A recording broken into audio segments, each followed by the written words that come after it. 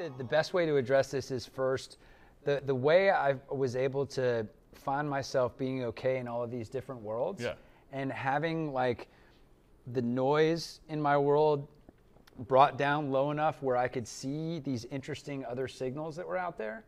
The only way I got there really was through this writing experiment that I did for myself, like about 6 or 8 years ago. And I started out and I was like, hey, I'm going to challenge myself to write for 15 minutes every day in a notebook by hand. By hand, Analog, zero expectations. I wasn't trying to be a writer. I wasn't trying to do anything other. That's a great, Beautiful. I wasn't trying to do anything with it. I'm going to challenge myself to do this. And at the end of the week, I'm going to look through all of my writing and I'm going to find something interesting to write something to share with other people. Yep. And because I think there's a power in capturing like random raw data and then synthesizing that raw data into something meaningful is also kind of this interesting exercise in vulnerability. So I didn't know that when I was starting it, but I know that now. And I was like, Tracy, my wife Tracy, I'm gonna start this experiment. Was 52 musings the beginning of that experiment? 52 musings was it? Yeah, the idea was like for 52 weeks, it was one post every week. And the basis of that was this daily writing. And I told Tracy I was doing it. She's like, well, why are you doing it? Not in a not a good idea, why are you doing it way, but just curious. And I was like, I don't know. Yeah. Like I really don't know. And there's such a beauty in doing things without expectation that opens up a giant door. And this really opened up a giant door for me by going through this process. So like week 1, I put something out there and I actually asked Tracy to read it.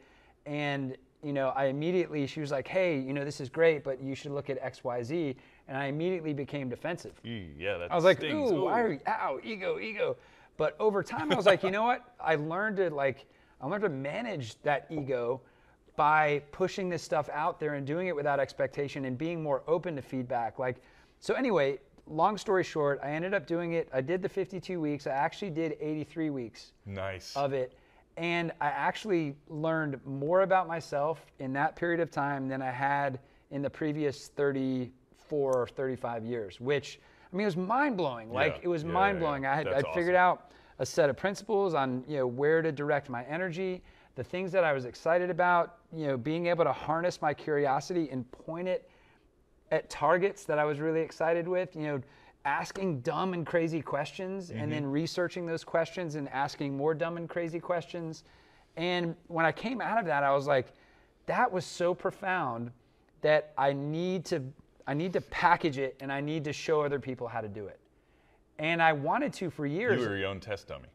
I was like this little experiment. And I recently, so a friend of mine from high school down in Atlanta, a guy named Sean McHugh, brilliant guy, he was in the film biz for a while. He's like an advocate for people is the way he describes himself. And if you do the work, he will resource what you're doing.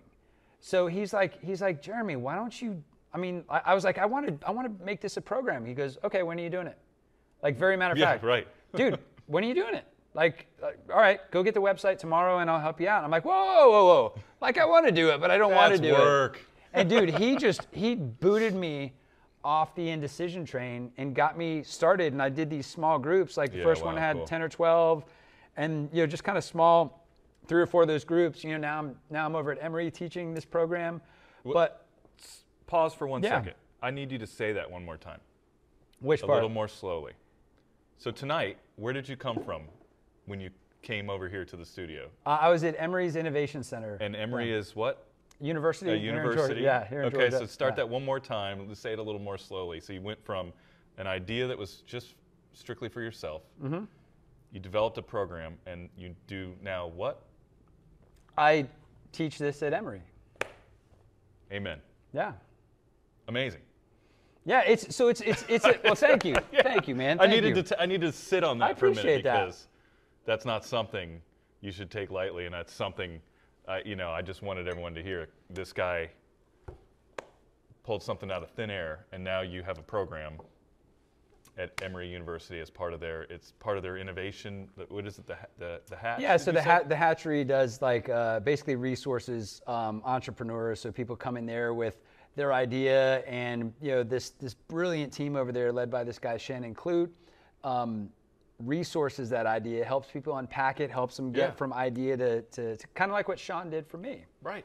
That's a huge deal. Congratulations. Thank you, man. Yeah. Thank you. It's kind of fun to step back and think about it. Thanks for forcing me into some presence on that. It's cool. Yeah, man.